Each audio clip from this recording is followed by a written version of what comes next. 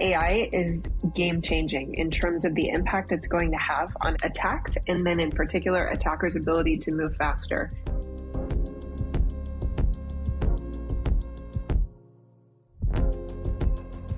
Welcome to Threat Vector, a segment where Uni42 shares unique threat intelligence insights, new threat actor TTPs, and real-world case studies. Uni42 has a global team of threat intelligence experts, incident responders, and proactive security consultants dedicated to safeguarding our digital world. I'm your host, David Moulton, Director of Thought Leadership for Uni42.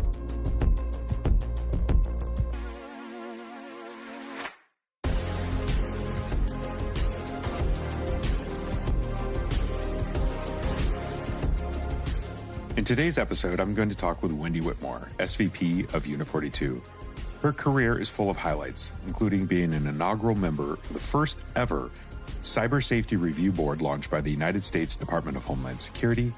She serves on the Industry Advisory Board for Duke University's Master of Engineering in Cybersecurity, and as a member of the World Economic Forum's Global Future Council on Cybersecurity.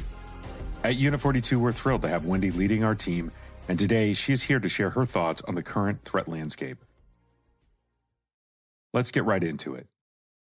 Wendi, give us some insight into the current state of the threat landscape. Hey, David, thanks for having me today. So I think what's going on is that attacks are happening at a scale, a sophistication, and a speed that we really haven't seen before altogether. And the reality is that makes the work we do even more valuable than it's been before. So when we talk about scale, the reality is that businesses rely on more applications and third-party software than they ever have before, and vulnerabilities in that same software are increasing in scope to a massive degree. That's resulting in organizations being compromised, oftentimes within hours of the public disclosure of a vulnerability. One of the most recent examples is the MOVEit case, where the Cloaked ransomware group exploited over 600 organizations starting in May of 2023, and this number continues to grow. When we look at sophistication, though, you couple this in particular with scale, you're seeing that nation-state actors in particular, groups like Russian APT Cloaked Ursa, who's famous for the SolarWinds attack, we're seeing them really demonstrate in-depth knowledge of business processes.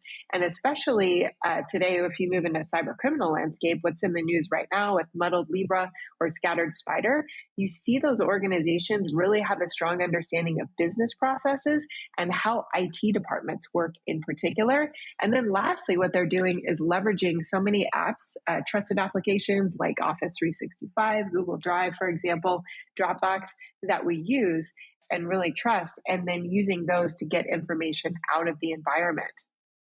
Lastly, when we talk about speed, as if the sophistication and scale weren't enough, right? The reality is it used to take these attackers days, weeks, and even months in some cases to carry out an attack. And today we're seeing them do that same attack in a span of hours. I think the biggest concern there is that the attackers are operating by and large faster than organizations are able to respond, especially when we look at the mean time to respond being 6 days, which it is today. It's absolutely critical that the mean time to respond decreases and becomes faster than the time it actually takes for the attacker to carry out that same attack. Wendi, how is AI coming into play here?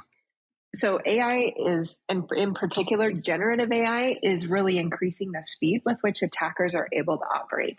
So if you think about the work that they do today, there's the human component of it with social engineering, and generative AI in particular enables them to move faster, reduces language barriers, and increases their effectiveness of social engineering tactics used by these same threat actors. And then when we look at new tools coming into play, like Worm GPT and Fraud GPT, we're going to see that enabling them to be able to move more effectively going forward. What do businesses need to consider when looking to protect themselves against quicker, more creative, and large-scale threat actors? First and foremost, speed. So what I mean by that is businesses need to be able to respond at machine speed or the speed of the attack, right? So they need to be able to implement detections at the speed of the attacker, and they're going to have to leverage technology to do that.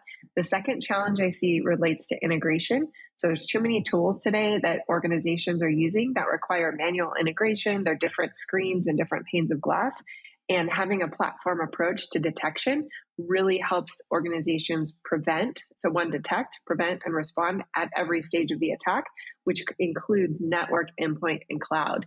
And then lastly, we really need these operationalized capabilities and processes. So we can't stop at just having speed to detect and then integration of tooling, but it really has to be operationalized with strong, repeatable processes in order for it to be consistently effective, but also continually matured within an organization. Wendi, thanks for joining me on Threat Vector today. It's great to hear directly from you. For our listeners that want to learn more about the threat actor groups, Muddled, Libra, or Cloaked, Ursa, that Wendi mentioned today, or to go deeper on many more threat actors, visit the Uni42 Threat Research Center. And if you think that you may be under attack, contact the experts at Uni42 to help assess your risk and exposure.